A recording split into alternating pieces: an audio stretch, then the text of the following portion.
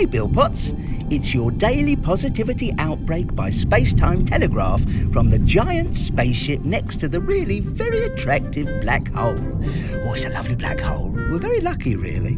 Lovely colours, nice swirling action. Who needs a sunset? Give me a black hole every time. Other good news, well, it just never stops round here. Remember I told you the Cybermen were climbing up the ship and I thought they were going to be here by Tuesday morning to destroy us all? Well, no. Not true. Not true at all. Completely wrong. In fact, they won't be here till Wednesday night. So the Tuesday barbecue is back on.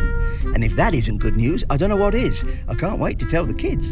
And I don't even have to start planning how to defeat the Cybermen yet again till probably the end of this message.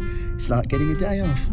Also, I fell down a service duct in the banana meadow, and guess what? Despite falling almost 30 feet, I very nearly didn't break my left leg. It was so close to not breaking, it was almost unbelievable. I so very nearly didn't have a broken left leg, it completely took my mind off my broken right leg. And just when you think things can't get better, the kids are now pushing me around in the comfiest wheelbarrow I have ever experienced. Better than walking any day. What about you, Bill? What's the good news from, what's that place called? Oh yes, Earth. Hey, Nardi. As you know, me and Heather are on a break, and I'm back at St. Luke's. It's a good, positive move, actually. It's not been easy. I mean, you always think you're dating a goddess at the start of a relationship, right? But if they keep on being a goddess, it gets really annoying. I mean, I was embarrassed to go to the loo. And how can you have an honest difference of opinion with your girlfriend when one of you can alter the fundamental nature of reality just so she's always right? Heather says we'll get back together in 4 months, 2 weeks and 3 days. But that's just typical of her. She thinks she knows everything just because she's omniscient. Anyway, early days, but the big news is there might be someone new. Oh, you should see her. The most beautiful pair of eyes I've ever seen from 2 meters away. And I'm confident that the bottom half of her face will be just as lovely when I eventually get to see her. Speaking of masks, well, yeah, like I said last time, it's a bit tricky down here at the moment. But keeping it positive, sticking to your good news rule, the skies have never been so blue, the air has never been so clean, and it turns out I love everyone I know. Seriously, that's what you suddenly realise, stuck on your own in your flat. The people you think you hate, you don't hate at all. You miss them. You miss everyone. Wouldn't it be a terrible life if you didn't have people to miss?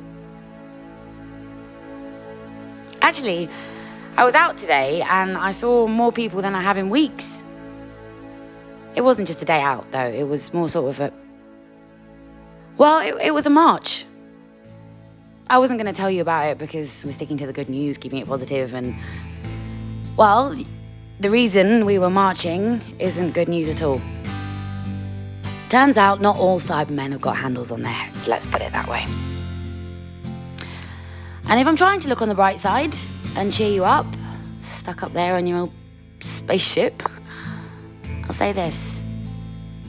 A lot of very angry people with a very, very good reason to be angry kept their distance and kept their calm. At least where I was, everyone remembered to be kind. It hasn't always worked out that way, which is understandable. There are some things you never seem to get away from, however hard you try. But hey, maybe this time. I don't know. This time it feels different. Yeah. I have hope. Whew, okay, what else? I don't suppose you've heard from the doctor? Yeah, I know. Unlikely. I keep thinking I hear that old TARDIS. You know, every time the wind blows, every time the door creaks, I look for that silly blue box. What would you do if you saw him again? I know he'd be different now, you know, I get it. Regeneration, all that stuff. But if he just suddenly showed up, you know, a brand new man with a brand new face, what would you say? Would you even know it was him? I swear I would. You know what? There'd be a serious chance I'd just snog his silly face off. Well, I would if he wasn't a man.